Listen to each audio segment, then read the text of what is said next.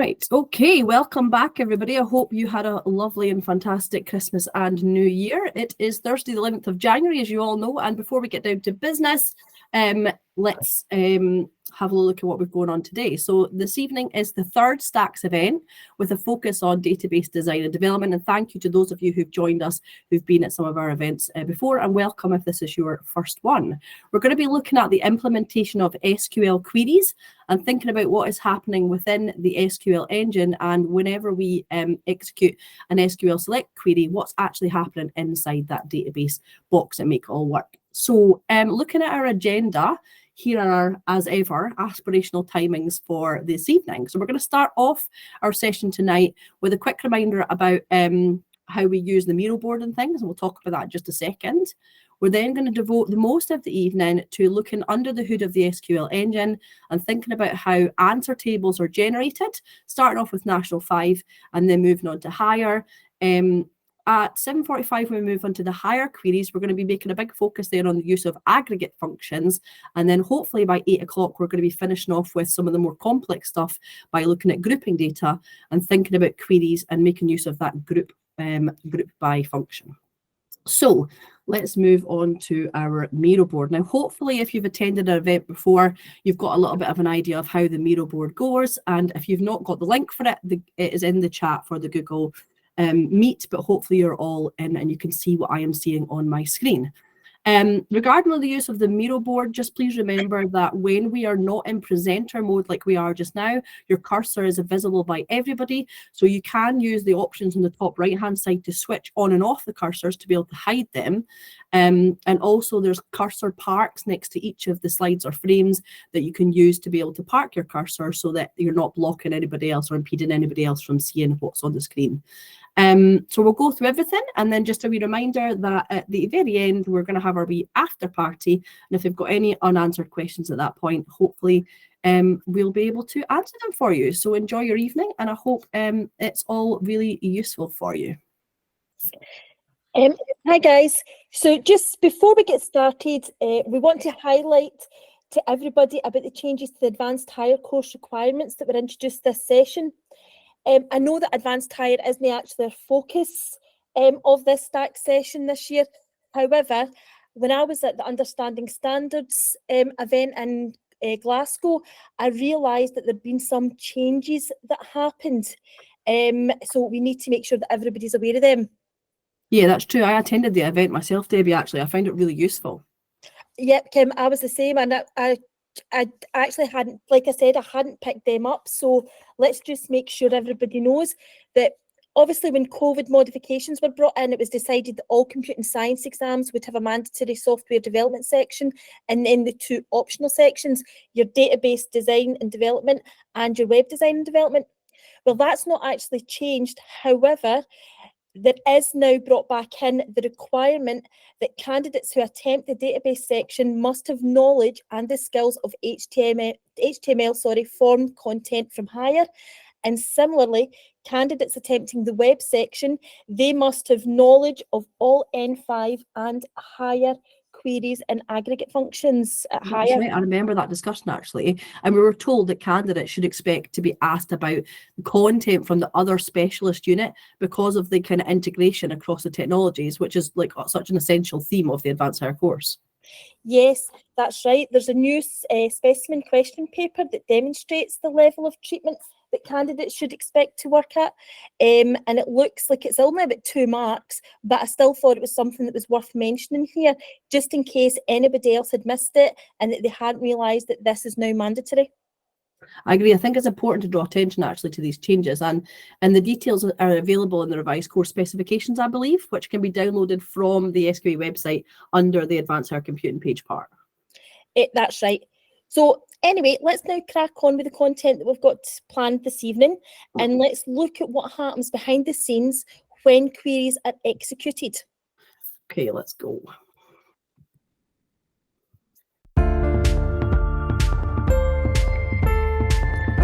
So when we think about the implementation of queries, we automatically think about creating the SQL code that's needed for each query.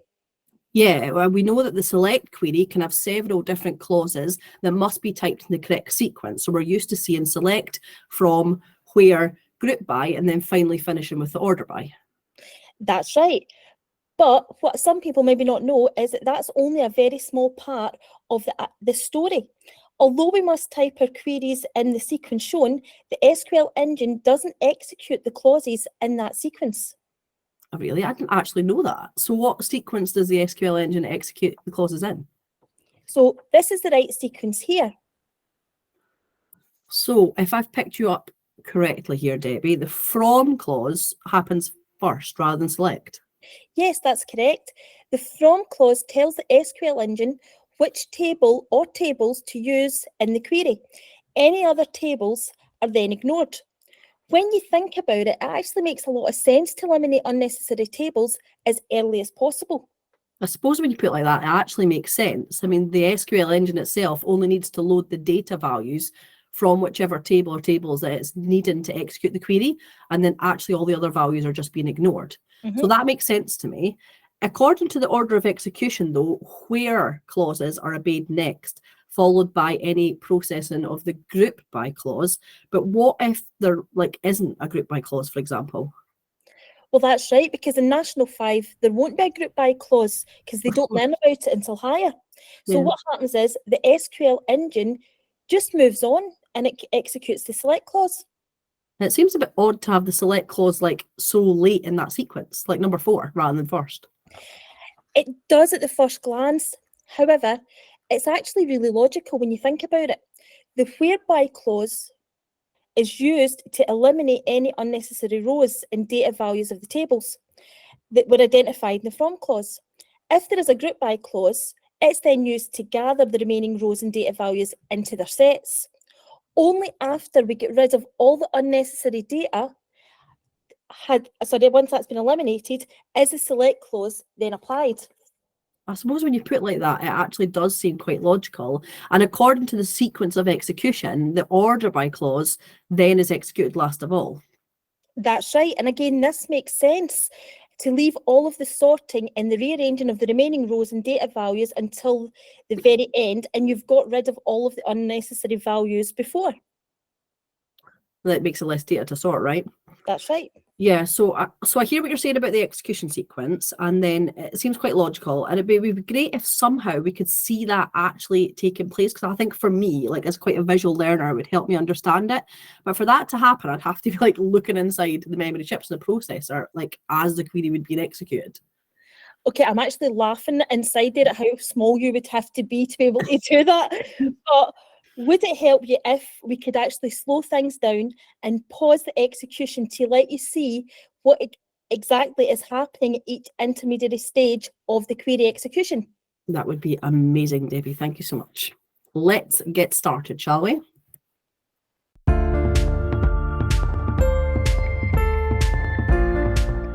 So, before we dive inside the SQL engine, first let me introduce the database that we're going to use in our examples. So, this is the Bike Scotland, and they've got a database to store the details of its members and affiliated cycling clubs.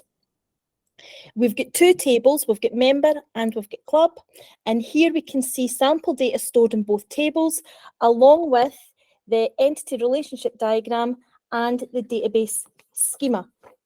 That's good. I mean, it looks pretty straightforward to me. I can see that there's a one-to-many relationship between the club and the member entities. The database schema that we've talked about in previous session tells me both the primary keys of both the entities, club code for the club entity and the membership number for the membership entity. So that's pretty clear. Since there's only one relationship, there's only one foreign key, which we can see. And the database schema tells me that that's the club code in the member entity. So it all looks pretty good. So far, so good. So why don't we have a wee look at our first query, Kim? Okay, let's have a look. Here we go. Okay, so I'm quite happy at this stage. We've been asked to create a query, let's have a look, to display the name and the age of all members who are at least 30 years old, with details of the oldest member listed first. So this looks like a pretty straightforward Nat5 query to me. That's right. And we can also see the query code and the tables available in the Bike Scotland database.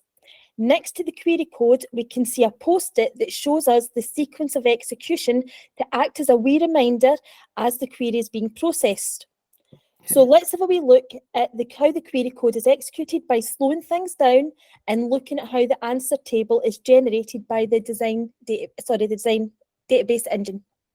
Cool. So I can see from that post at the top right that the from is then going to be the first clause that's executed, yeah? That's right, Kim. And the from clause in the query says to use only the member table. So the data values contained in the table are copied to the initial answer table. So initially, the answer table is literally just a copy of the original member table. Is that right? Yes.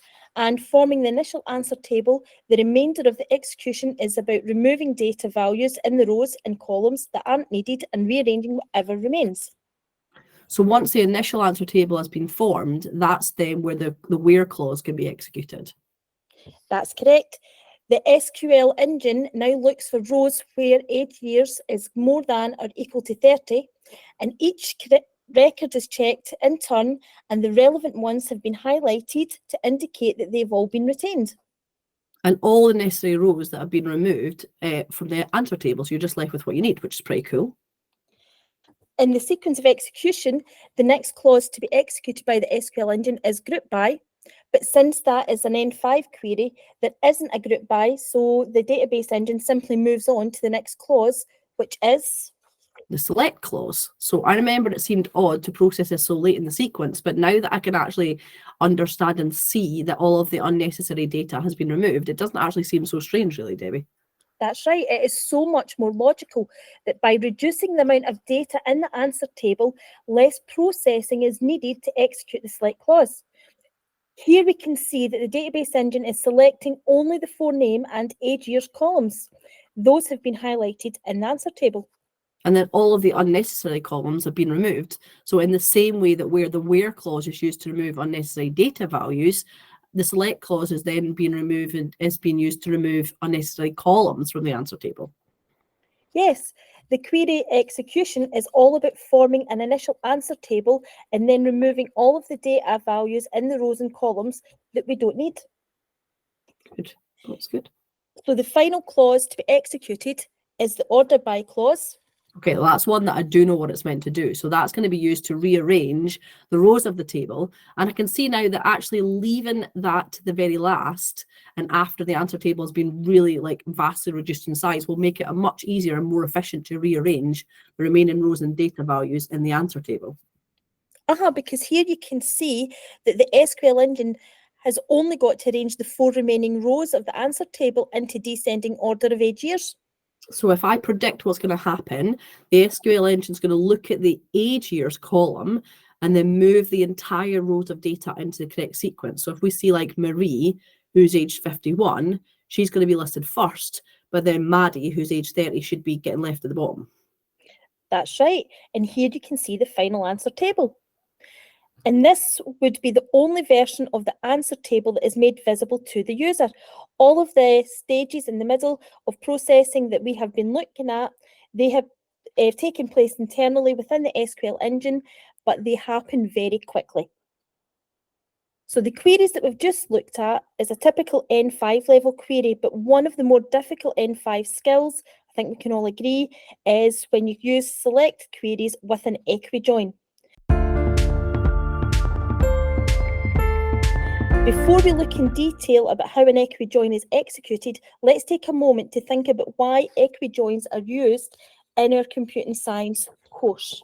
That would be good. And I know that there's many different types of joins. For example, inner joins, outer joins, cross joins, self joins, and that's just naming a few of them. Oh, there are so many. But the equi-join is the most straightforward, and that's why that's the one that we've got to use in our courses at school. And why do we use the equi-join anyway? When we create queries, an equi-join is used to provide the SQL engine with the condition with the condition that states how the tables mentioned in the from statement should be linked. So in the incomplete query that we've got shown here, we want to display the name of every club, or every member of a club that's affiliated with Bike Scotland, along with the name of the club that they belong to. But I can see from the database schema at the bottom, the attribute for name is in the member entity and the attribute club name is in the club entity. So the from clause needs to mention both of those tables, it would seem. Yes, and when the from clause has at least two tables, an equi-join is used to describe the condition that the SQL engine needs in order to link those tables. Okay, so I understand that we need to do that, but how is it actually done using the equi-join? Well, it's actually really easy. An equi-join is actually a join condition, and that's part of the where clause. The join condition is based on the equality of values. When we look, what we do is we tell the SQL engine to match a foreign key in one table with the primary key in the parent table. Okay, so the database schema clearly shows that the foreign key club code belongs to the member entity. I'm trying to make sure I get this right in my head.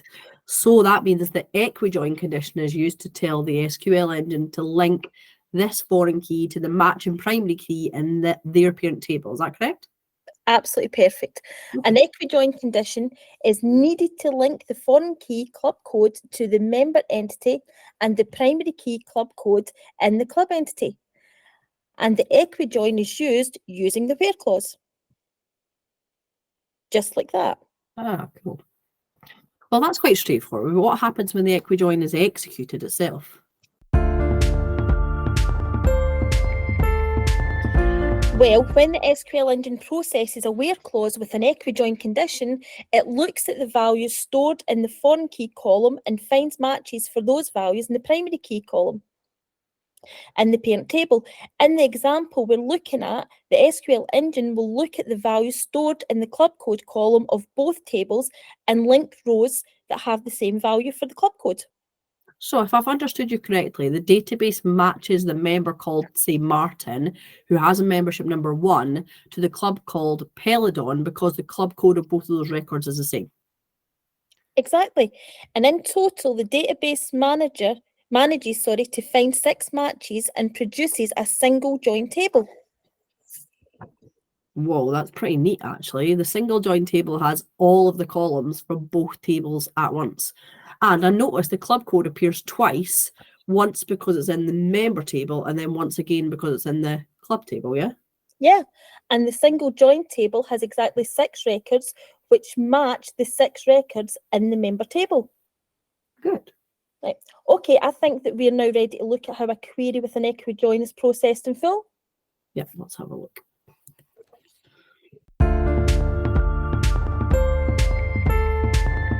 Right, so here we can see an incomplete query used to display the name, birthday month and club of all the members of the Peloton club.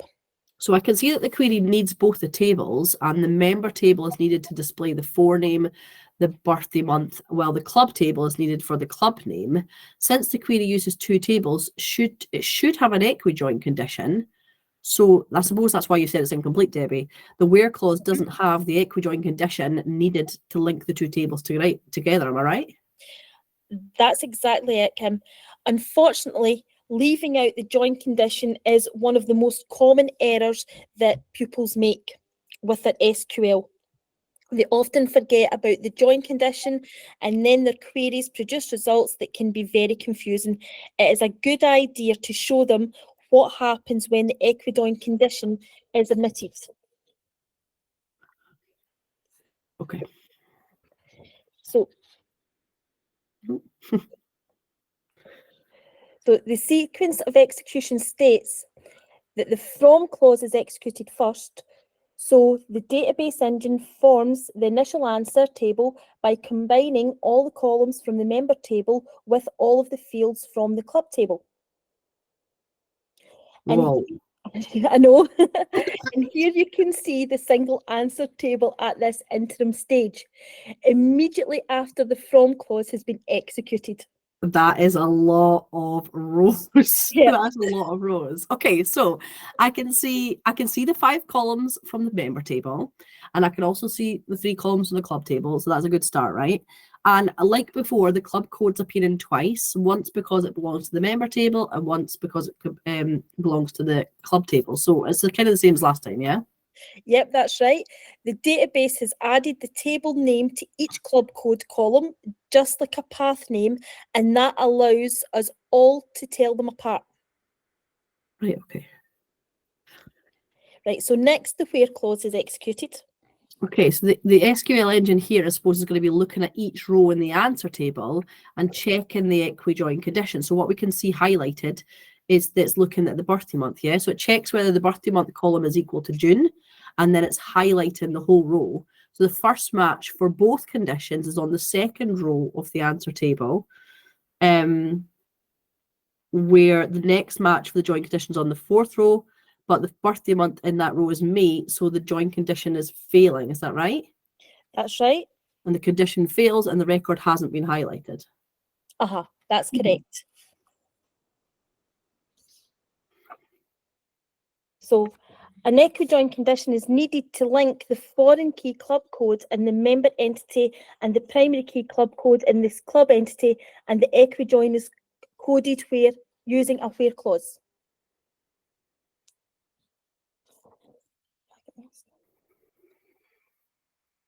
This is the answer table that came out from the bit that I was looking at with the birthday months. And then the next would be process would be the group by, but we don't have a group by. So then we're going to be moving it on and doing the select clause next. Am I right? That's exactly right, Kim. Okay, so the select engine is selecting the for name, which is what we were looking for, the birthday month, which is what we're looking for, and the club names that we're looking for. And they've all been highlighted, the three of them in the answer table, as far as I can see. Yes, and here we can see the results of the select clause. The next clause in the execution sequence would be the order by clause. But since this query doesn't have one, the SQL engine finds the semicolon instead, and this indicates the end of the query, and the SQL engine knows that processing is complete. That's so good, actually, because it's hard for me, like when I'm telling the kids, like the semicolon's so important, they don't get it. So I think explain it like that would be really good. So that's great, actually. So the final answer table displayed to a user is the single table with the required 3 columns, which kind of looks okay. But when we look closely at the results, I can see that every member that's been shown up has been listed more than once. Well spotted.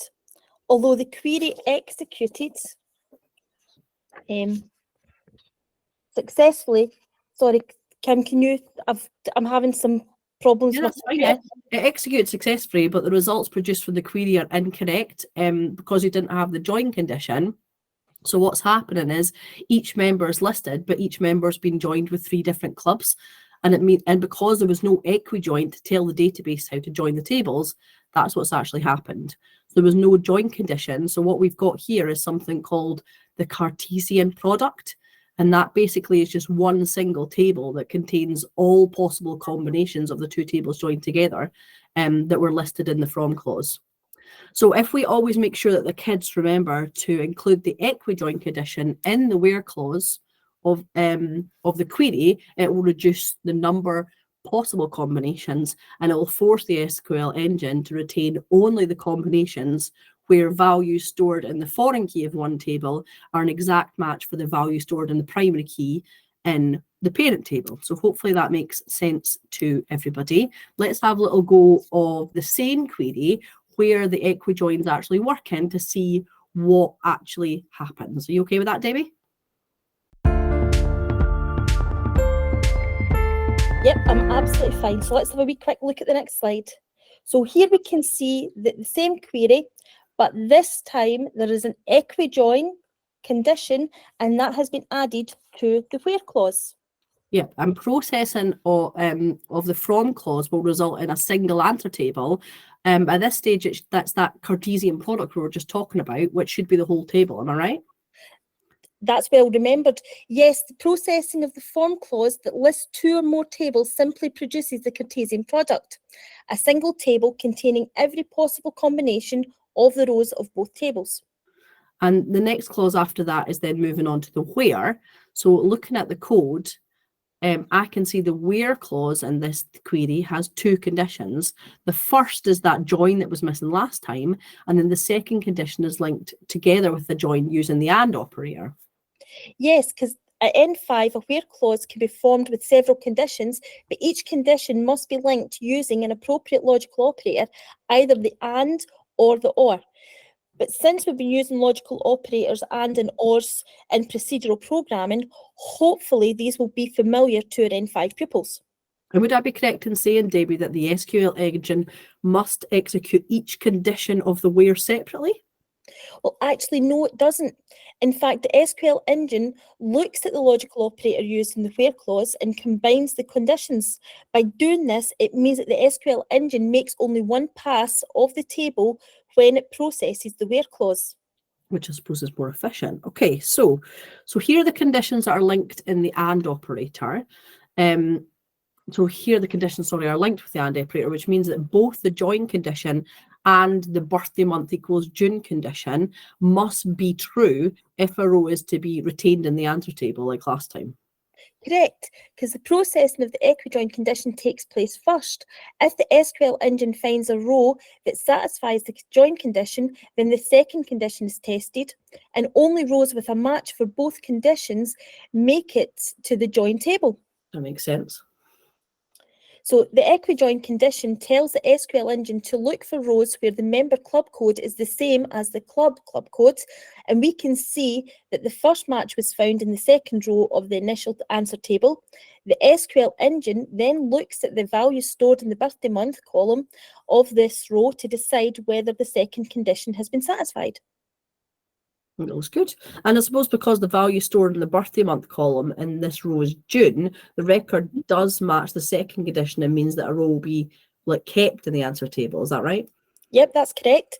And the second row matches the join condition and the birthday month condition, so the entire row has been highlighted to show that it will be retained in the answer table. And the next row that satisfies the join condition is the fourth row with the membership 2 and then the forename being Margaret. Yes, in this row, the join condition is satisfied, but when the SQL engine checks the birthday month column, it finds that the value stored is May, so this row fails to match the second where condition. Ah, I see. So that's why the row hasn't been highlighted in its entirety, as it will be removed from the answer table because it's not matching both of the conditions. That's So right. also, if I'm correct, it looks like there's only 3 rows of the initial answer table that will be retained. And although 6 of them match the equi-join condition, only 3 match both the equi-join and the birthday condition. So let's see if I'm right. And here is our resulting table. So only 3 records, which is good. And importantly, all 3 of those records, the equi-join condition has been satisfied, and so too has the birthday month equals June been satisfied as well. Yes, because in the processing of the where clause, the SQL engine does so much more work to eliminate all of the unnecessary values. Okay. So next to be processed in the sequence of execution would be the group by, but since this query doesn't have a group by clause, the SQL engine moves on to the next clause, Okay. which is the select clause. And here we can see that the SQL engine is selecting only the forename, the birthday month, and the club name columns. And since this query doesn't actually have the order by clause, the SQL engine is going to do the same as last time. When it reaches that semicolon, it'll indicate the end of the query, and then we'll just have the final answer table, which is the only one that will be displayed to the user, right? That's right. Yay. So let's have a wee quick recap of what we've covered so far before we move on. Okay. We've taken time to think about what happens when the SQL engine executes this query, and we've slowed everything down so that you can see all of the interim stages of the execution, and that meant that you were able to look at how the final answer table was produced. Did you find that helpful, Kim? Really helpful, Debbie, actually. And by slowing things down, it actually really helped me to understand the actual sequence of execution, which makes a lot of sense once you realize that the execution of the SQL theory is about creating that initial answer table and then stripping out of the unnecessary data values which are contained in the rows and columns that we just don't need. Well, that's great, Kim. Honestly, I'm really glad that you found this helpful, but I think it's time to let the audience do some work. So let's see what they make of the SQL execution sequence. Good idea. So I think it'd be worth pausing for a wee minute and giving everyone else a chance to think about the SQL execution sequence. So let's move over to our next interactive screen.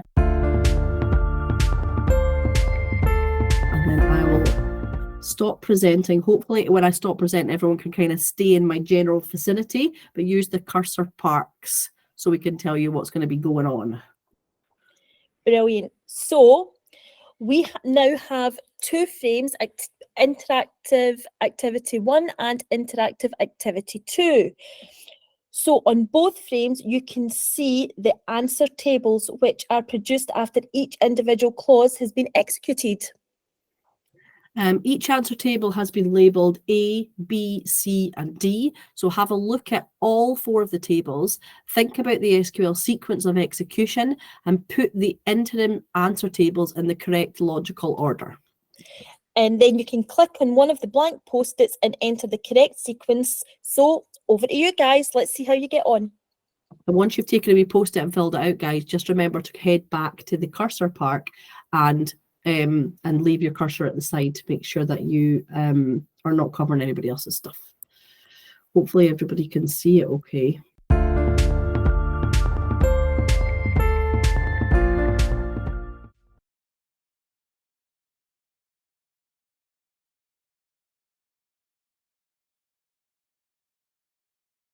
If you've managed the first one, guys, why don't you go across and have a look at the second table? So if you just scoot over to the right a little bit, have a go at the second table. So there's 2 to try. See what you think.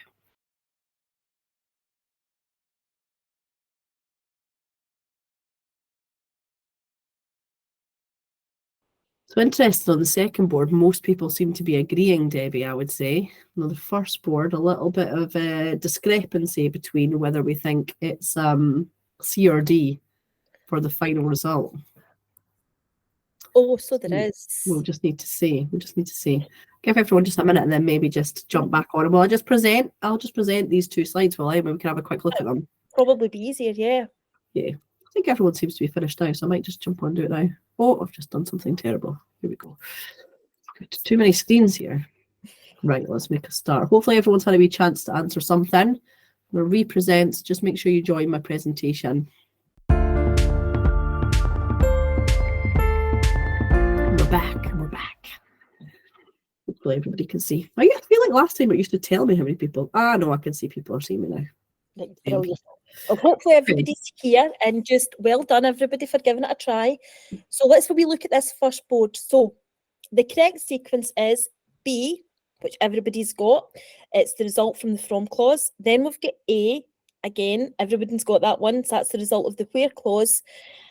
And the last 2 that are given a wee bit of discrepancy, it was actually D and then C. So D was the select clause and D was the select clause and C was the order by clause. So well done, everybody who got it right.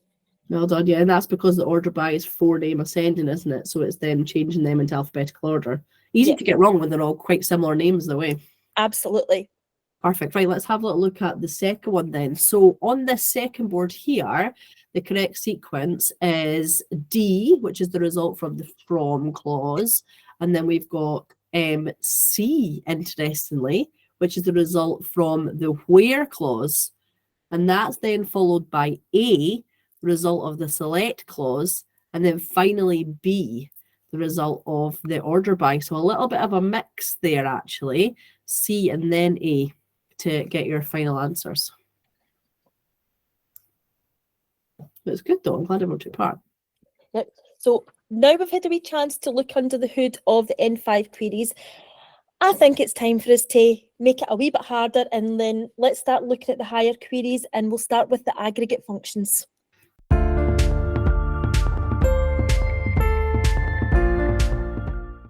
Okie dokie, so here we go. Right, so before we look in detail at what happens when aggregate functions are used in SQL queries, let's start with a quick reminder of the 5 aggregate functions that we can see listed right here. So I know that each of the 5 aggregate functions performs a calculation and then returns a single value. Is that right? That's correct. And to help us see what is happening, you can see a table called staff with details of sales figures. So for example, max with the brackets num sold returns the value of 45 because that's the largest value that's stored in the column which is headed with the name num sold. So it represents like the largest number within that column. Absolutely. And min num sold returns the value 19, which is the smallest value stored in the same column. Okay, and then the sum is used similarly like to Excel and stuff, where you're returning a value of 169 because that's the total of all your values within that column. Yes, and the AVG num sold returns the value 33.8, which represents the average number of items that have been sold.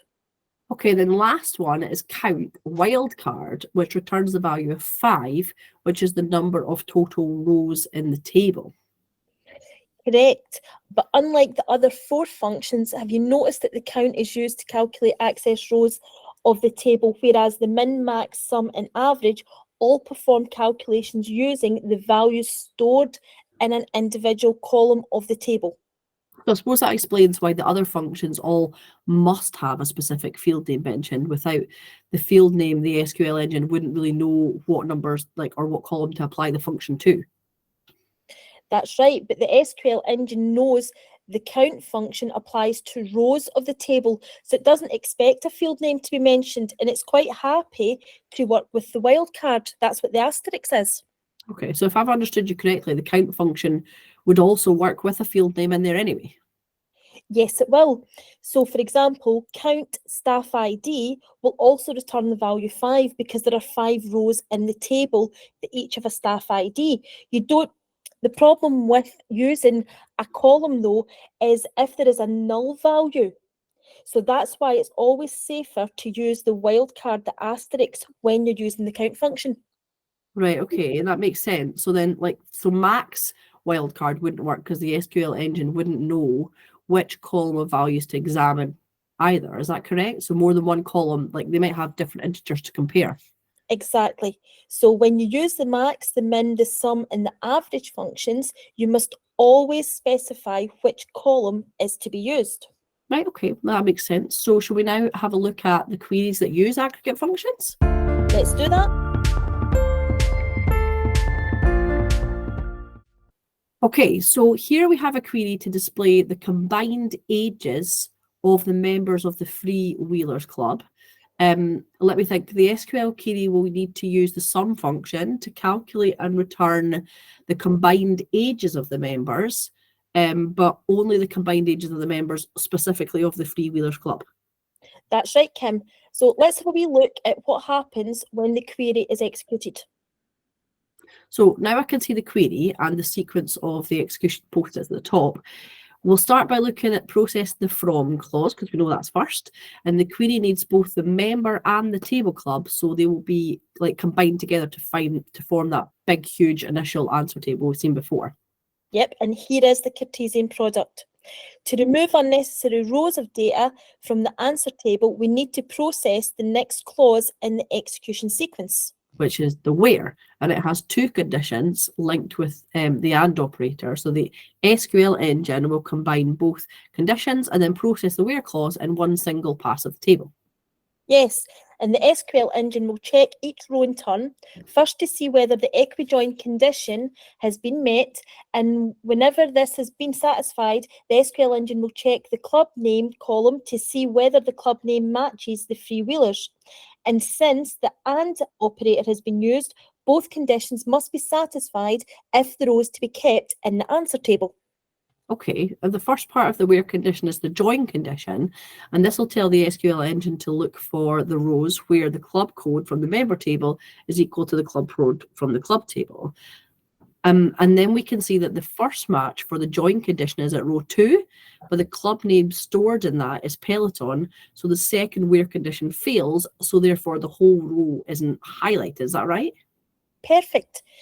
The SQL engine finds the first match for both where conditions at the 4th row, with membership number 2 and forename Margaret.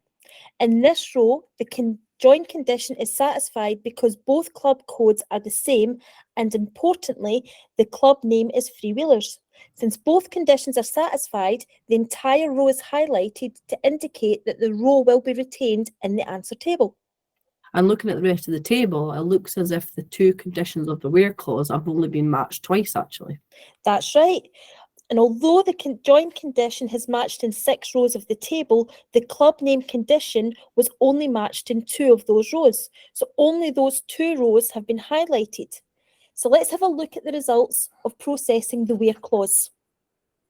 And then this is the answer table now that with all the unnecessary rows have been removed. So it's greatly reduced from that table that we had in the beginning. So the sequence of execution states that group by clauses are executed next, but this query again doesn't have one. So the SQL is going to be moving on and move on to the select clause. The query code tells the SQL engine to select only the column headed sum age years, but there isn't a column that's headed that, Debbie. So how does the SQL engine actually deal with that? Well, when the SQL engine comes across the sum function, it knows to apply the function to the named column by adding all the remaining values in that column and returning the result. The SQL engine then creates a new column to display the returned value, and this is called a derived column.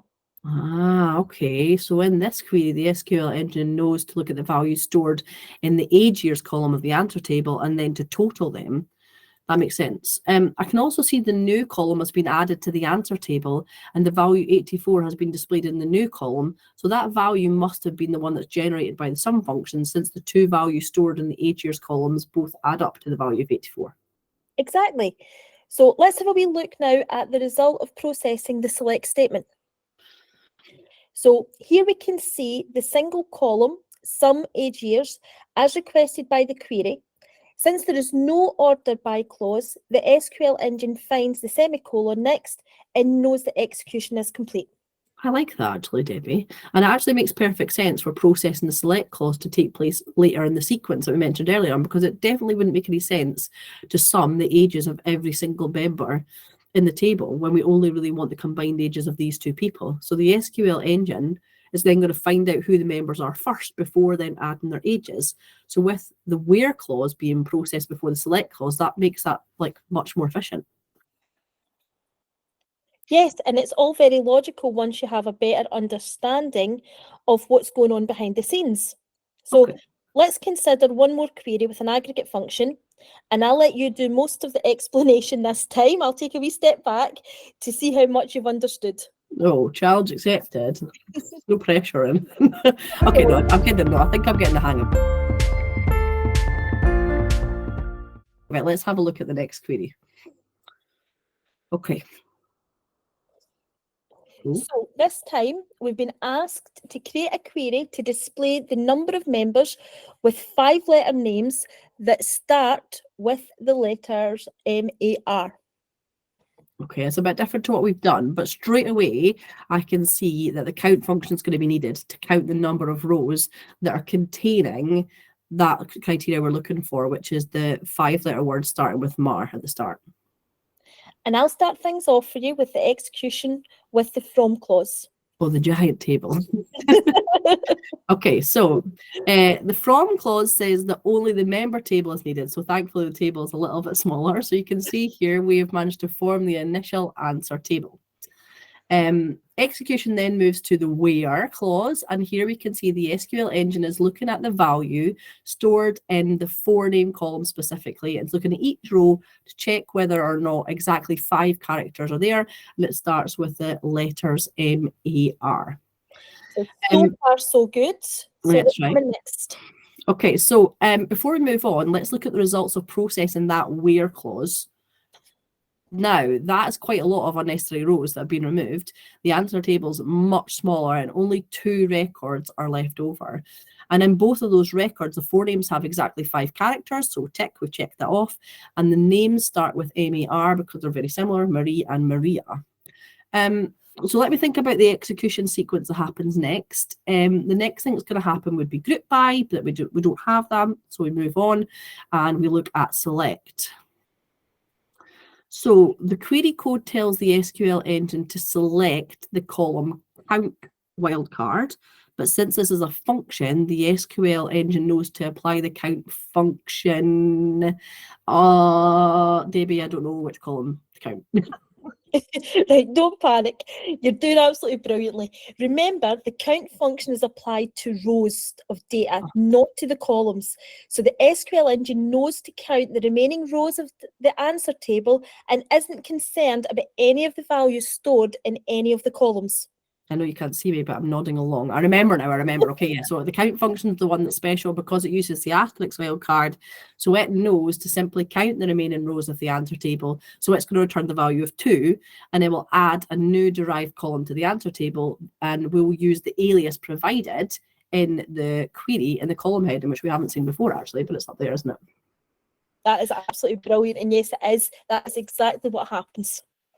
And so here we can see the results of processing the select statement, a single column with the heading that's provided in the query. Quite a large one, but it's efficient. Right. So anything else that you need to add to your explanation, do you think? Only, I suppose, the next clause to be executed would be order by, and since there's only one value and there's no order by, it would just skip past that, and the SQL engine would do the whole find the semicolon, and then it would be complete. Well done. Right. You've explained it absolutely perfectly. Yay! So, woohoo!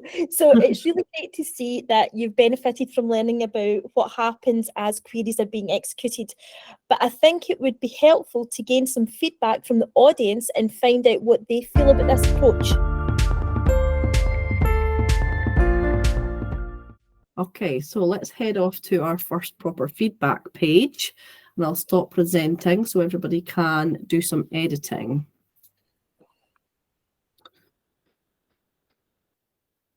So if we could all, if you don't mind, just take a few wee minutes, just reflect on the detailed explanations of the execution that we've been looking at this evening. Yeah, we've covered actually quite a fair bit of content already. So we've talked about query implementation and the formation of the answer tables, the sequence of the SQL executions, equi-joins, aggregate functions. So what we want you to do is just to click on a post-it and leave any comments. So do you think this is helpful as a teacher? Would you tell it to your kids? Do you think it's too difficult or complex? Or do you think it would help them to then put together SQL statements?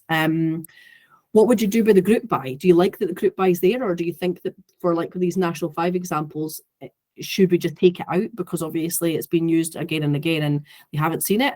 Or do you prefer the fact that the group by is in and that people like kids would be seeing that and then therefore would know that it's coming at higher levels? So anything that you think would be useful, feel free to put it down so we can take it into our next sessions and take it into consideration. And once you've used a wee post-it, just go back to the cursor park on the left and see what you think.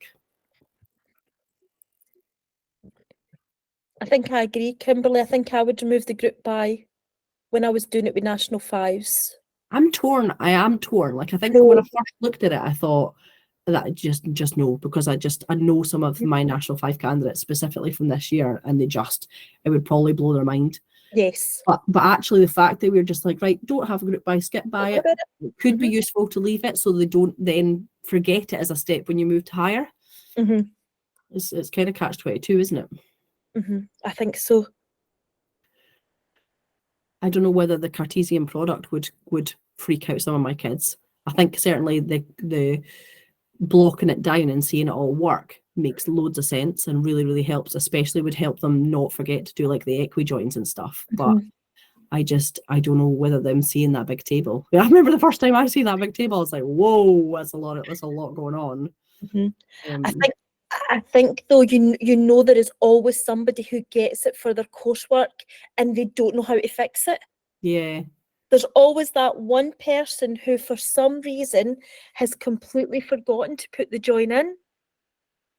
Oh, I like that. Someone said I would keep in group by but getting it out in National 5 to show that it's not used. That's quite nice. That is a good idea. This helps you in how the wrong answer appears. Yes. No, I'm trying to put my face right next to it when I know I can zoom. That was a bit silly.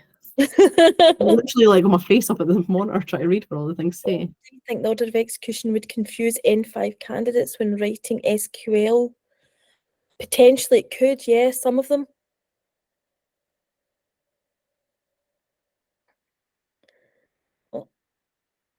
It really helps.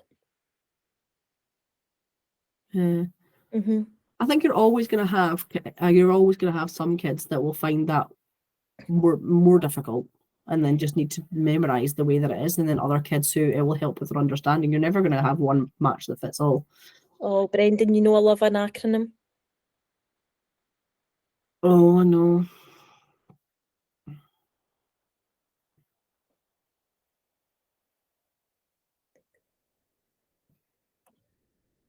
Next session.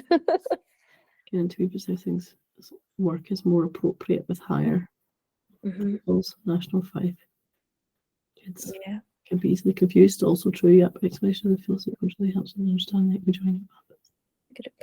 I think if nothing else, though, it actually has helped us I certainly think it's helped me as a teacher to understand what's happening, to then help better understand what it is for the kids. So I think for a CPD event, like I said, for us, certainly for a teacher event, I think it's really useful.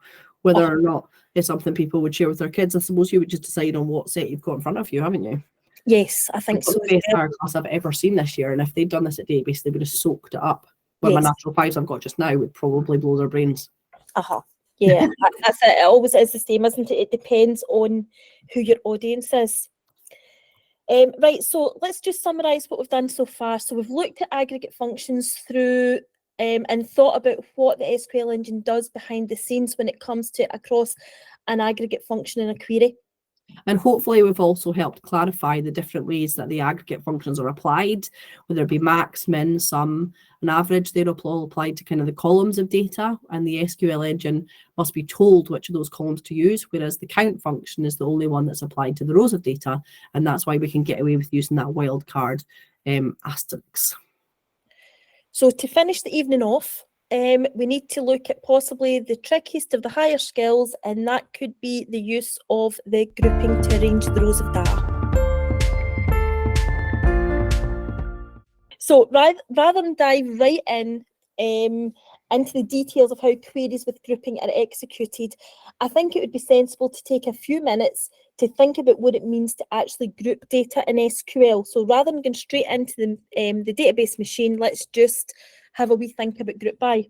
I am definitely up for that, Debbie. I mean, my own experience in class is that pupils find group in to be probably one of the trickiest things, like really tricky.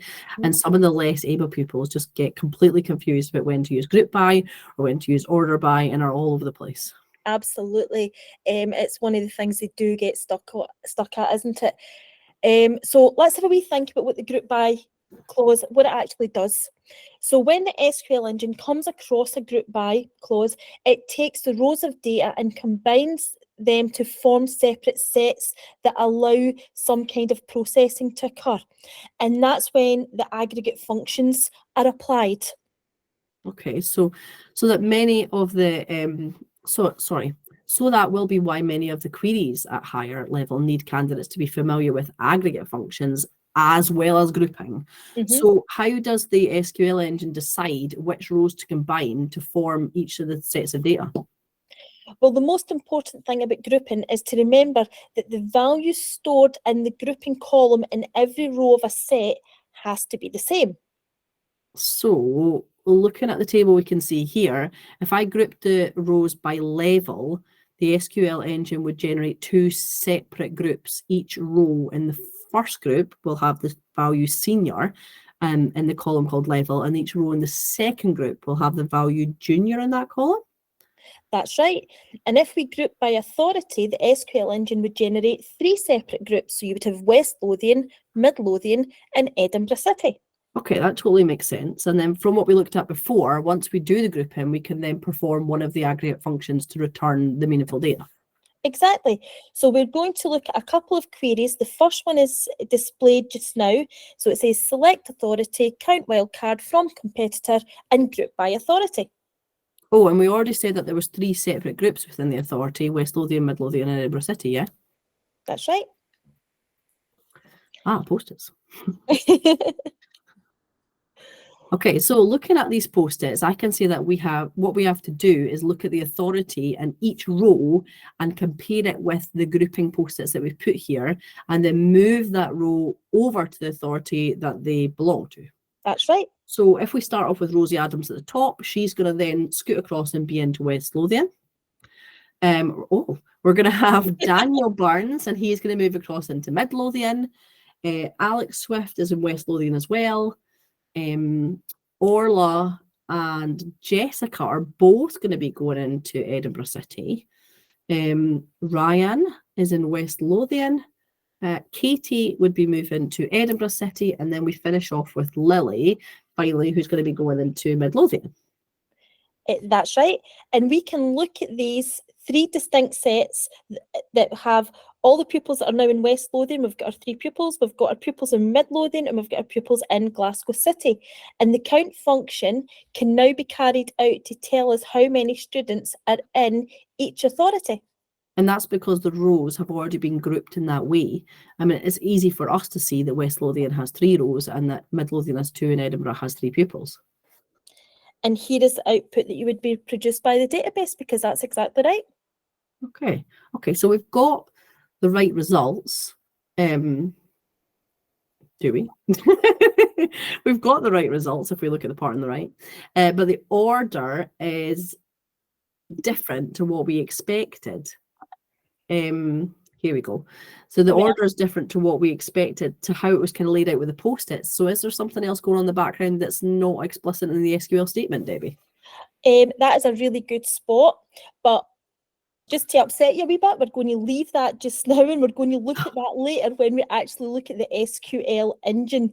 So for now, the next one we want to look at is a task that uses 2 columns in the grouping. Okay, right.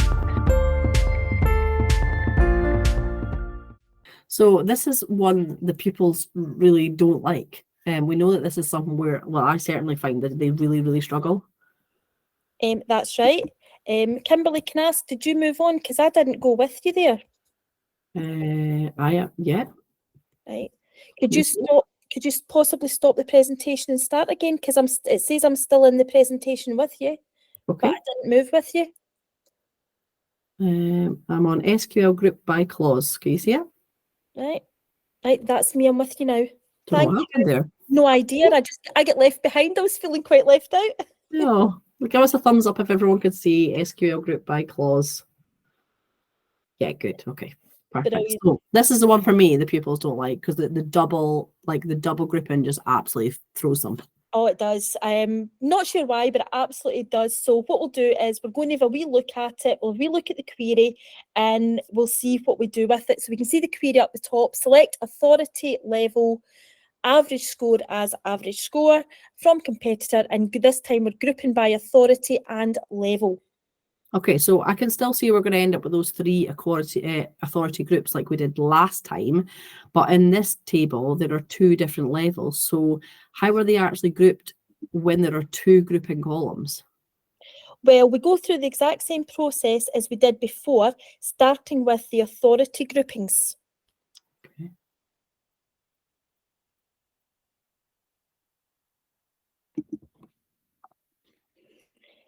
So you can see that the 3 levels are colour-coded and the post-its are created, but then how do we go about doing the level groupings?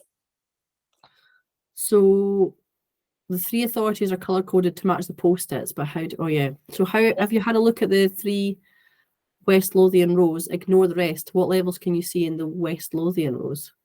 So I can see in West Lothian, the first one, we have senior, and then we've got Alex, they're senior as well, and underneath we've got Ryan, who's junior.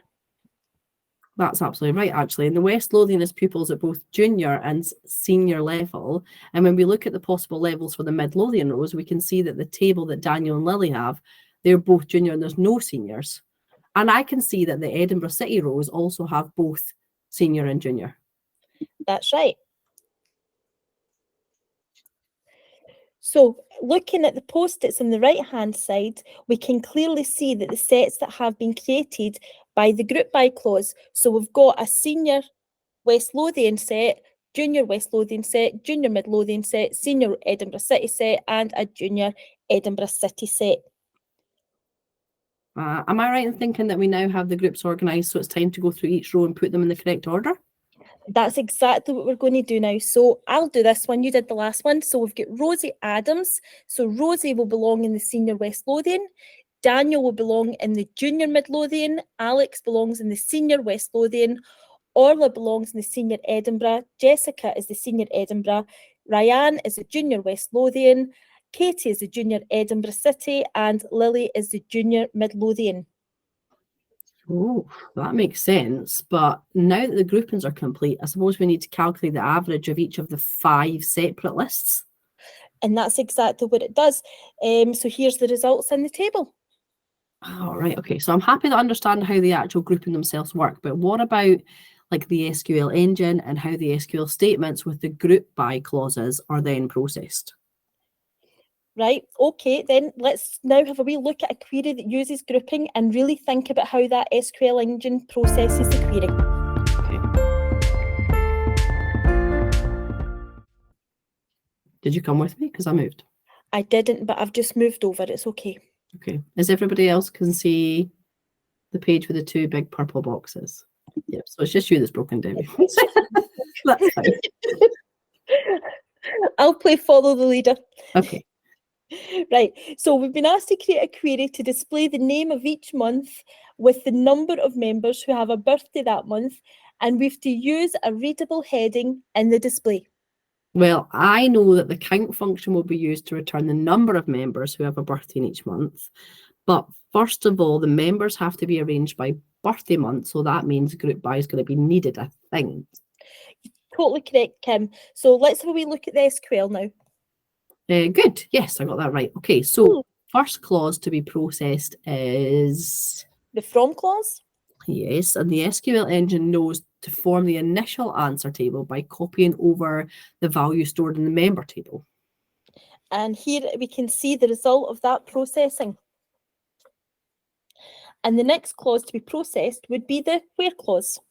But this query actually doesn't have one, so the SQL engine, I suppose, is just going to simply move on to the next clause, which would be the group by. Yes, the SQL engine will now arrange the remaining rows of the answer table to create several sets of rows. The query tells the SQL engine that each set must contain the same value in the birthday month column. Okay, so how does that work then? So the SQL engine looks at the values stored in the birthday month column, and it can see that 3 different values have been stored. So this means that the SQL engine will create 3 separate groups, one group with rows that will have all of the values May, a second group with the rows that have all the value June, and a third group with all the rows having the value July. Okay, and I can see that each group has been highlighted with a different colour, May being yellow, June's being blue, and July being green. Make it easy. And here we can see the rows after they have been grouped. Okay, and I can see that all 6 rows are still part of the answer table, but they've just kind of been rearranged. But why have they been rearranged specifically in this way? So as soon as the SQL engine has formed the groups that were requested in the query, in this case, grouping by birthday month, it then rearranges the rows of the answer table so that rows with equal values for the birthday month are all shuffled together. So you can see that all the rows with the month June and the month May have been pulled together. Okay, so I get the bit about grouping the rows, but why has it went to like July 1st, then June, then May? Because that seems like a really odd order to me. So do you remember what I said earlier about SQL engine arranging rows of each group in ascending order of the values stored in the grouping column? Okay, yeah. In this query, the grouping column is birthday month, which is why, having previously been the last record in the answer table, July is now the first row of the answer table. Ah, of course, because it's not saved as a date. So the SQL engine's putting the months in ascending order of text. So July would be first, and then July, like only one July, and then below that would be June, and then it would be followed by May. That makes more sense. Right, so the ordering is automatically applied whenever a group by clause is executed. In the example we're looking at, the SQL engine has generated 3 birthday month groups and has presented them in ascending order of the grouping column. Okay, that is a lot to take in for my little brain, but I think I'm just about there. I'm actually now keen to see like how the processing actually like continues. So the next clause in the execution sequence would be the select clause, yeah? Yep, and here we can see the select clause, how it would be processed. So the SQL engine is selecting the birthday month column and the count wildcard column. Thinking back to what happened when we looked at the processing of the aggregate functions, I remember the count was like applied to the rows of the answer table. That's right. And the SQL engine knows that all it needs to do is count the number of rows in the answer table. But since the rows have been grouped, the SQL engine counts the number of rows in each group. Ah, I see. So because we have that 3 different grouping, the SQL engine counts the number of records in each of those 3 groups and then displays the number returned for each group in that kind of derived column that we've made at the end. That's right. And don't forget that this query has provided the SQL engine with an alias to use as a heading for the derived column. Ah, because it asks for a readable heading. So here is the interim answer table that's been produced after the select clause has been processed. And it looks very neat and tidy. We does. can see 2 columns that were requested by the query. So does that then mean that the processing is complete? Well, for this one, it does. The next clause in the execution sequence would be the order by, but since there isn't one in this query, the SQL engine finds a semicolon, which indicates the end of the query. Okay. So we've got time to look at one more query, and then I think we should head into breakout rooms. So let's have a look at our last query. Okay, so what we need in this query is a query to display the name of each club and the age of its youngest member, making sure to use that readable heading. We also need to make sure that the youngest of these members is listed first. So we've got an order by in this one. Absolutely, and there is so much going on here. Yeah, and the word youngest suggests that the minimum function is probably going to be needed. Because we need the readable heading, we're then going to need to use an alias. And then to sequence the rows of the order table, we need that the answer table, we need the order by at the end. Right, absolutely sounds like you know what you're talking about, but I think we should get started and find out whether or not you are correct. Okay. So we can see the query codes, and the sequence of execution reminds us that the from clause is processed first. Okay, I think I can do this bit. So the SQL engine will form the initial answer table by combining the rows of the member and the clubs tables together, and it makes that bigger Cartesian product that we're generating. Oh my, yeah, that's it. Totally correct. And here is the Cartesian product in all of its glory. Okay, so then the next thing we're going to be moving on to is doing the where clause. And then in this query, it has one single where clause, which is actually that join in the first place. It is indeed. Because the query is using data from 2 tables, we need to have the join condition to ensure that only rows with a member club code that matches the club code of the same row are retained. All the other rows should be removed, and this equi-join is coded as part of the where clause. And to process that equi-join condition, the SQL engine is going to be checking the 2 club code columns in each row of the answer table. And then when both the values are matching, the full row is going to be highlighted to indicate whether it's going to be kept. So it'll look something like this. And here we can see the result of processing the where clause. All unmatched rows have been removed and only 6 rows are left to process. And then the next clause to be processed by the SQL engine is the group by clause. This query has asked the SQL engine to group by club name. So that means there's going to be 3 different club names. So there'll be 3 different groups, yeah? That's right. So let's have a wee look.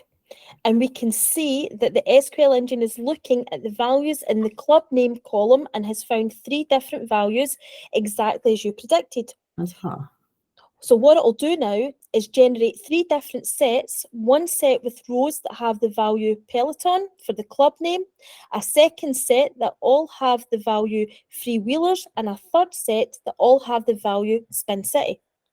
Okay, I think I'm getting the hang of the grouping now. So let me try and predict what we're going to see next, Debbie. I think the remaining 6 rows of the answer table are then going to be rearranged so that all the rows with the same value for the club name are going to be shuffled together. Absolutely right. And what you need to remember, though, is that the SQL engine also applies an ascending sort to values stored in the grouping column. Oh, yeah, ascending. So it's going to make sure that the freewheelers would be listed first, and then Peloton, and then it would finish with Spin City because they would be the last in the alphabet, yeah? Yes. Brilliant, totally correct. So as soon as the SQL engine generated the group, it combined the rows of each group and arranged the groups into ascending order of the values in the grouping column. Oh, I think I might actually be getting the hang of this, Debs, you know. Anyway, let's get going. So the next clause to be processed is the select, and then the select clause, yeah? Yep, that's right. So when processing the select clause, the SQL engine knows to keep the age years and club name columns and add a new derived column to display the results returned when the min function is applied to the group of rows. And since the query at the top provided that alias for that derived column, the SQL engine is going to use that as the heading for the new column. So we can see it there, age of youngest member. The min function is going to be applied 3 times. The SQL looking at the rows in each of those 3 groups and returning the smallest age of each group. And the use of the color actually is quite good to help us see the groups and how the min values are generated from the values earlier on in the table. And here we can see the results that come from processing the select clause, a neat table showing the age of the youngest members of each of the 3 clubs. But we're not quite finished processing the query because the last clause to deal with is the order by clause. Well remembered. So the SQL engine has been asked to sort the remaining rows of the answer table into ascending order based on the column called age of youngest member. But that column is a derived column. I didn't think it could be used anywhere else in the query. It depends at what point. That's the most important bit. In the query, you want to use it. So because the select clause has already been executed, the SQL engine is already aware of the alias and knows that it has been used as a heading for the derived column. So that means that the alias can be used here when we're processing the order by, because that the sequence of execution determines that the order by takes place after the select, which is where the SQL engine knows about the alias. Exactly. So the SQL engine already knows about the alias, so it can look at the column headed age of youngest member and look at the values stored in that column. Makes sense. So now we can see the results of processing the order by clause. The 3 remaining rows of the answer table have been rearranged so that the youngest member is listed first and the oldest member is listed last. And all of the clauses in the query have been executed. Correct. The SQL engine next finds the semicolon, which indicates the execution is complete, and what we see is in fact the final version of the answer table. That's good. Right, so hopefully everybody has found that taking time to look in depth at the query execution has been worthwhile. But what I think we should do now is look in it at detail in the grouping of rows. Yeah, I think that would be good actually, Debbie, and even better really if we get a chance to interact with people. So let's go to breakout rooms. That's a bit smaller, gives everyone a little bit of chance to participate and ask some questions if they feel like they need to. So make sure that you're following me. You can see me. Everyone looks like they're here. My mouse may appear and disappear, but hopefully you're kind of on the general place because there are a few slides for us to look at. So we're planning to take a few minutes to look at grouping in a bit more detail because I definitely think that's one of the things that the kids are really struggling with. So our focus will be grouping rows to create sets rather than actually what's going on with the SQL engine. So if you're following me, you should be able to see at the moment the frame headed predicting the results of grouping. Not the second one, the first one. Yeah, no, it's the first one. It's fine. Just says predicted output. Is that right? Grouping data, predicted output. So hopefully you can all see that. The top of the slide says my name, so make sure you're in the right presenter in Kim and not Debbie, because Debbie's the opposite one. So if you can see Kim, then you're in the right place. The new table called employee is shown with 2 queries that make use of grouping. Query 1 is used to arrange the rows into sets using the column headed role. And looking down to the role column, we can see 3 different values. And so is the answer table that has 3 separate rows. So it's important to remind ourselves that the groups are always displayed in ascending order when we're grouping. So we're going to have graphic artist first, then manager, then we're going to have web developer. Okay, query 2 is a simple extension of that. Okay, so the sum function has been used to return the total of the values stored in the years employed column, hence the fact that the answer table has got 2 columns in it. But I have done quite a lot of talking, so let's get everyone involved. Everyone have a little look at query 3 in the bottom left-hand side of the frame, and I want you to try and predict the output that would be generated from from that query. Okay. So what do we think is going to come out? Feel free to just unmute, or if you feel more comfortable typing in the chat, feel free to type in the chat. But what do we think is going to happen when we run that query? What's going to be grouped? What we're going to see? How many rows is there going to be, perhaps? I don't want to take a wee guess. Put their neck out there. My gut feeling is it's not going to work. You think it's not going to work? Why not, Al? Because I feel that both the fields should be grouped. Okay. So you think that we should have role and years employed both in like the double grouping? Yeah, Okay, good answer. I'm not going to tell unless you it's right wrong. that horrible teacher thing. And anybody else? No, I'm kidding. Anybody else think that they could get it working, or does something need to be changed? Or do you agree with Al? Even if you agree with Al, you could give me a wee thumbs up so I could see. I agree with them. Yeah. I was under the impression that for the group by to be useful, you pretty much have to use an aggregate function. I could be wrong. Absolutely correct. That's good. So let's have a little look then. So, Morag, thank you so much, Morag, my glamorous assistant. So actually, I'll continue. It'll save you any hassle.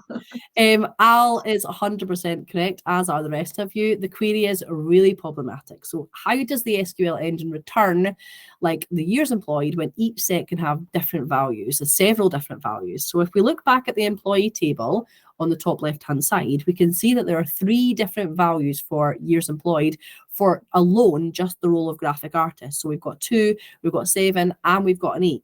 So then which of these values does it choose to display? We don't really know, right? And then the same problem exists for manager because it's got 2 different values, 5 and 8. And then the web developer has got 3 values again. It's got 2 and 4 and 6. So how the SQL engine actually deals with this issue is down to the individual vendors implementing the SQL engine in their individual products, which is absolutely crazy. So depending on what ID you put it in, it's going to give you a different answer. So different implementations of SQL will generate different outputs, and the output produced by the SQL engine depends entirely on which one you're actually using. So here is a little example of what actually happens and what runs. And we've got an Oracle one too. Oh, that's fabulous. So here's what it looks like.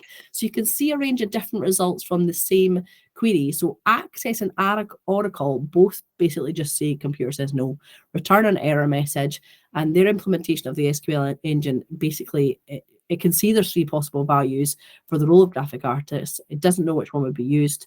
And rather than attempt to execute any sort of query, they just go nope and shut down. The other hand, we've got PHPMyAdmin and SQLite. Now, they both do actually execute the query, but they produce the answer tables that are shown below. So why do we think the value 2 is being selected for the years employed column of the graphic artist group? Has anyone got any idea? Or why is 8 being selected for the manager group? Where do we think these numbers come from?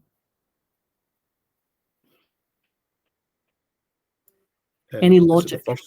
The first one it comes across when literally, it strips everything away. Yeah, it's literally as complex as that. It's the first row. The first row of the set that it finds, it basically sets that to the default and ignores the rest of them. That's absolutely true. So how can we ensure that the output from grouping queries is always consistent regardless of what implementation we're using? It's actually solved in a couple of ways that we're going to cover in the next frame. So if you can scoot with me, because I can't present because we've got 2 groups, we're going to scoot over to the next slide that says implementation and different IDEs, and you'll find my little cursor parked in the park on the left. Hopefully you can all join me in the cursor park.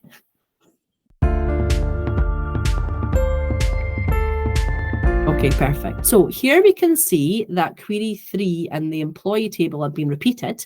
We don't know that different implementations of the SQL, we already know that they're going to create like different results, but there are 2 ways of ensuring that we'll get the same output regardless of which software tool you're using. The first example is the example that Al already mentioned. So the first option is to include every column listed in the select clause also in the group by clause.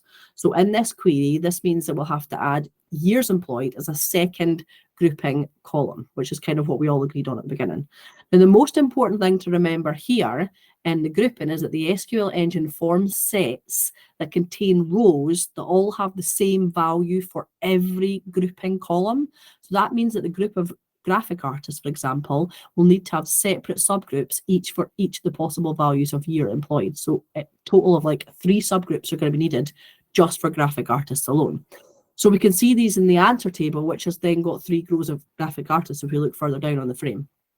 And that is 2 rows are then going to be needed for the manager, for the 2 possible combinations there. And then the years employed, we can see we've got 3 rows needed to display the web developer because of their 3 possible values for years employed. So it gets like it's got quite a lot of kind of subgroups because of the double grouping. Okay, the second option is slightly different. So what we could use there is an aggregate function to tell the SQL engine exactly how to handle the values that are stored in the years employed column. So we can see that there's 5 different aggregate functions. We've got max, min, sum, average, and count. So we can kind of apply any of them, and then we can see that there's different results that would be generated depending on what function is used. Now, the important thing to take away from that is that when the group by is used, like consistent and dependable results can only be achieved when either we've got everything in the select by used in the group by that's appropriate, or we add the aggregate function. And of course, if we have a choice of 5 aggregate functions, they'll all return a single value, just like they would do in like STD or whatever, that either by counting the number of rows or each set, they're going to be returning a value for each set.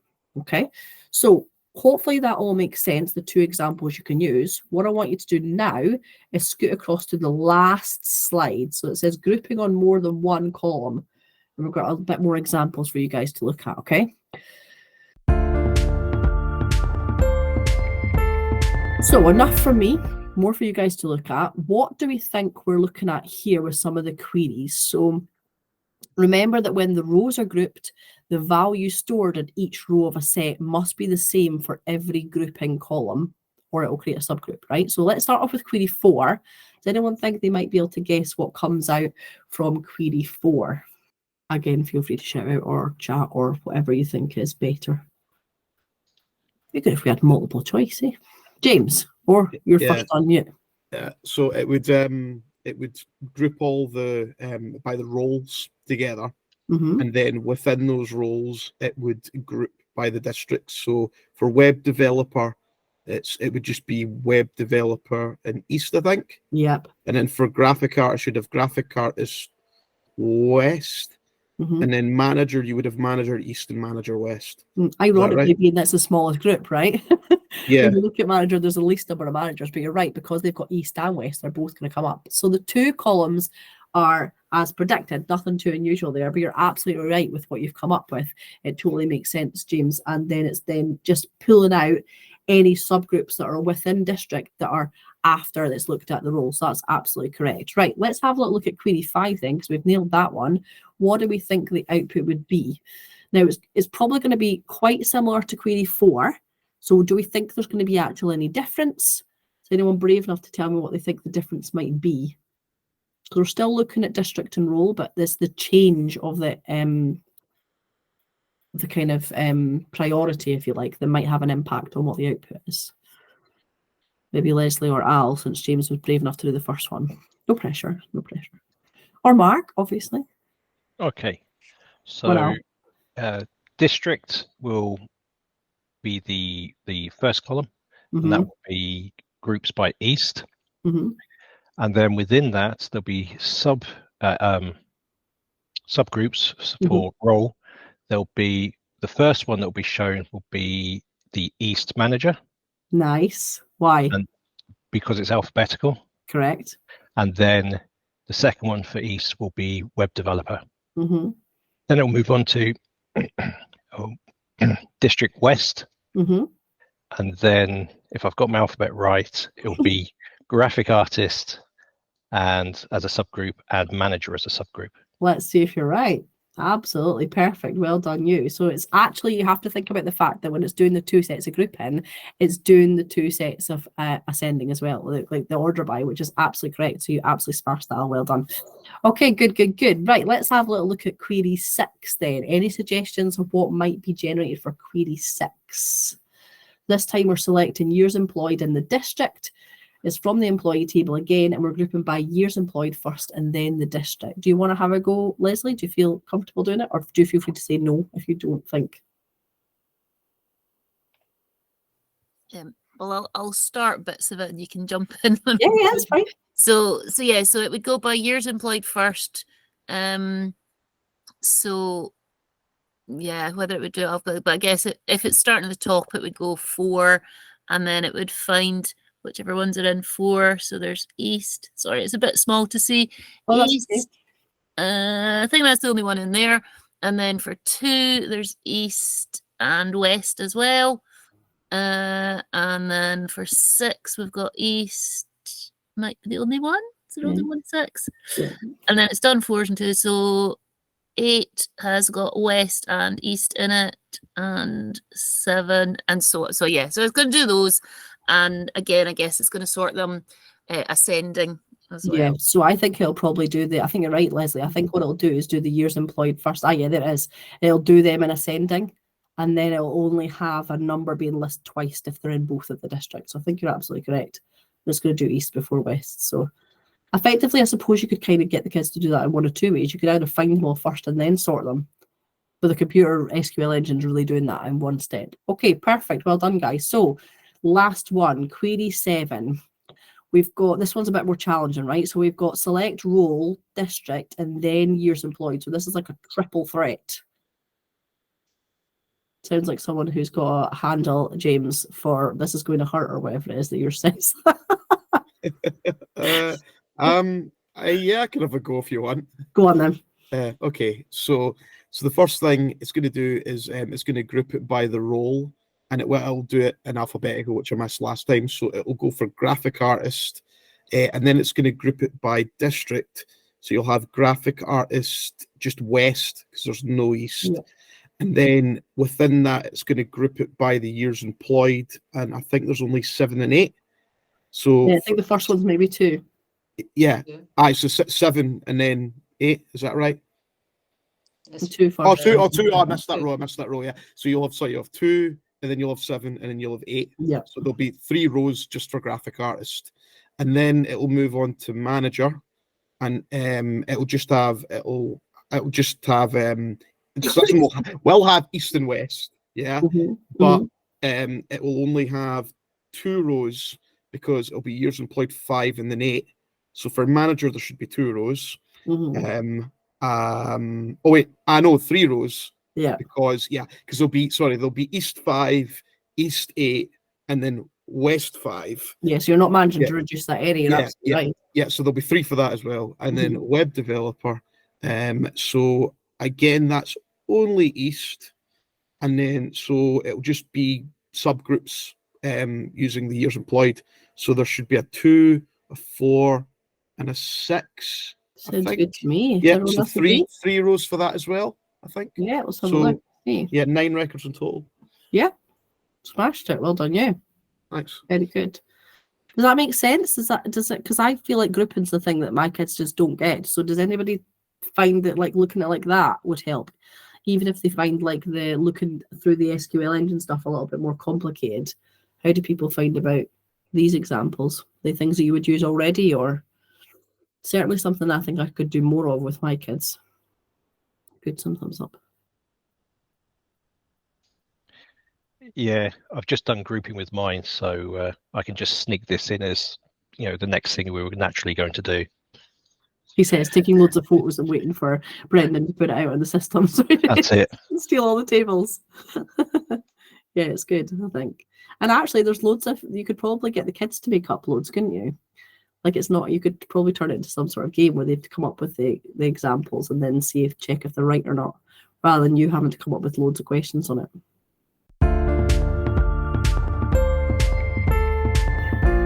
Great, so everybody, thanks for coming back to the main session again. We've now come to the end of database session 3, but before we finish, it would be really good to find out if there's anything in particular that you guys would like to see us cover in session 4. So we're going to stop the presentation so that you can have a little go at leaving feedback. Hopefully, if you've been at one of the sessions before, you'll know what to do, but we'll cover that with you in a wee second. So make sure that you can see this page that I'm with just now. When I press escape, hopefully you're all at the right frame. Stop presenting. 2 seconds. There you go.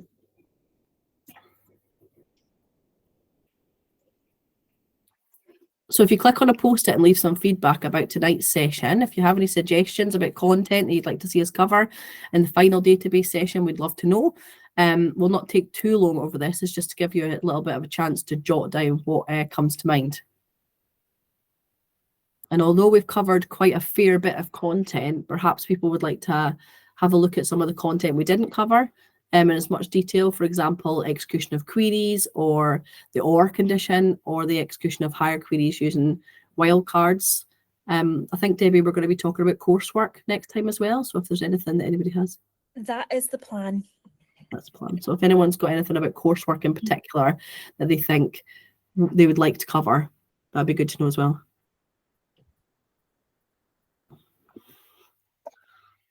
Oh, my husband's just brought me a wee cup of tea. That's just lovely. It was well timed. A chance to drink it.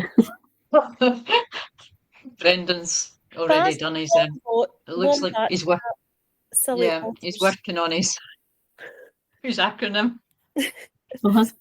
Fast wombats have silly otters. Well, I'm sorry, Brendan, but that doesn't go up to advanced higher, and unless you've got an H in there for having, I'm not happy.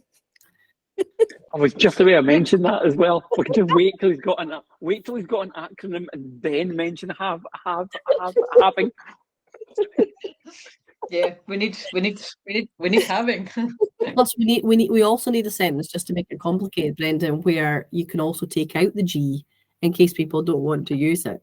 And if you can merge sub-queries in as well, that would be great.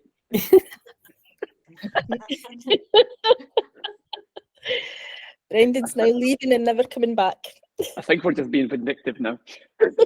Yeah. I'm working on it. I've got the fast wombats go. I'm going to feed it. Slightly high. I'm going to feed it to ChatGPT and see what ChatGPT comes out with. Okay, yeah, you do that, and then you can pop back just as we're finishing and tell us funny worms, slow ostrich. And the after party, Mark. Love it. I don't know who put the comment about the Cartesian join, but I am totally with you. I 100% think that. I don't know why I've not got my camera on, probably because I'm drinking a cup of tea, but I definitely think so professional. Here I am. I definitely think I seen that table for the first time. Morag showed me, it nearly fell off my chair, and I totally hadn't considered what that physically looked like as a table. So I think that's good, because you're so used to doing like the cutting up of the records and stuff and showing kids how the order by actually works. Like that's just something we've always done, even down to S2 level. But funny worm, slow ostrich. But I think that that's something like that join is just really interesting. Mm-hmm. I like that one you're saying about the first session, saying could we go back for the accuracy and for the fit for purpose, Morag, in terms of for the coursework. I think that's a really good point. Yeah, I think so. I think that would be useful. Mm-hmm. Yeah, that'd be good. Yeah, love the worm, Brendan. Yeah, it's a chat. As long as it's not a, what do you call it, Mark? Yeah, that came up with a useless acronym, didn't it? Slow, hairy ostriches. Because then you get your A. You get your H in. We need having. You missed a G out as well. Although that. Some people are never happy. Yeah, roadmap. Roadmap next. Roadmap. Sorry, we got waylaid by these worms. I know, worms and ostriches. Am I presenting the roadmap? Do I need to present it? Yeah, I'll restart it. Why not? And people can see it, I suppose. So Debbie was going to talk about it then. Yeah, I'll talk about it. Yeah. Oh, sorry, I cut somebody off when they were in the middle of warming. Never mind. Okay, here we go. Right, there we go.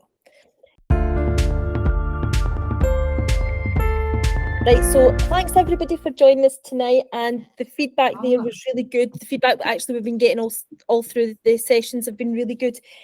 Before we finish up tonight, it's to just have a wee quick look at what's coming up.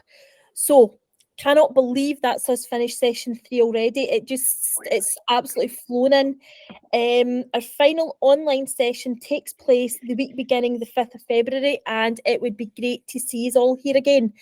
Before that, though, we've got a really good day coming up on Saturday, the 3rd of February, and it's a face-to-face session. It's in Glasgow at St Al's, and I think it's running from 10 until 1. I know that Brendan is planning on getting an email out to people, and there's going to be information on the Stacks website. I believe that's going to be tomorrow that'll be happening, but it would be absolutely fabulous to meet people in the real world and get to know that everybody that we've been speaking to online. So if you can come along, that would be absolutely fantastic. And again, thank you so much for coming. The only thing left for us to do now, I think, is to go back to the after party. And if anybody wants to come in and ask us any questions, that would be great. Yep, great. And the Google survey's there as well if anyone needs to share it, and all the hashtags and the email addresses if anybody wants them for contacting afterwards. So we'll leave that up for a wee minute, and then I'll probably just leave that up when we're in the after party. What? Grab a cup of tea and a bit of Toblerone for the after party.